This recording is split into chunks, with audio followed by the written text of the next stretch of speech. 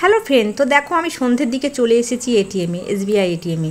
তো বুঝতে পারছো নিশ্চয় কেন এসেছি। হ্যাঁ গো, আজকে আমার ফার্স্ট পেমেন্ট। সত্যি এতটাই মনের ভেতর আনন্দ পাচ্ছি, আমি কি বলবো তোমাদেরকে।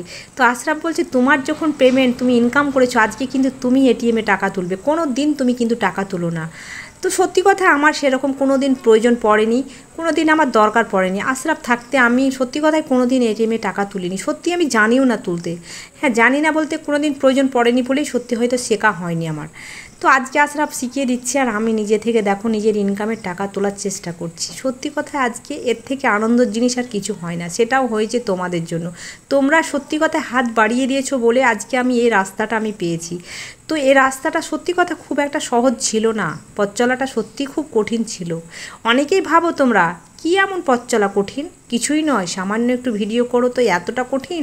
হ্যাঁ গো, প্রচণ্ড কঠিন। যারা যারা আমার মতো এরকম ক্রিয়েটার আছো তারা সবাই জানো যে এই পথ চলাটা কতটা কঠিন, কত কষ্ট করতে হয়। ভিডিওর সামনে, ক্যামেরার সামনে কথা বলা, ভিডিওতে গান করা খুব কঠিন। সহজে কিন্তু এই রাস্তাটা সহজে কেউ পায় না। তো সত্যি কথা আজকে আমার সব কিছুর অবসান ঘটেছে। তো এতটাই ভালো লাগছে, এতটাই আনন্দ লাগছে যে আমি নিজে ইনকাম করে আজকে টাকা তুলছি। আজকে এর থেকে খুশির জিনিস কিছু হয় না। হ্যাঁ গো, সবার পথ চলাটাই কঠিন, যারা চাষবাস করে, যারা চাকরি করে, সবার রাস্তাটা, যার যেমন রাস্তা, সব রাস্তাটাই কিন্তু কঠিন। টাকা ইনকাম করতে গেলে সত্যি কথাই রাস্তা, কঠিন রাস্তায় পার করতে হয়, সহজে কিন্তু সহজ রাস্তা পাওয়া যায় না। তো যাই হোক, 10 টাকাই হোক আর 20 টাকাই হোক, ইনকাম তো ইনকামই হয় বলো। এর থেকে খুশির জিনিস কি হয় বলো।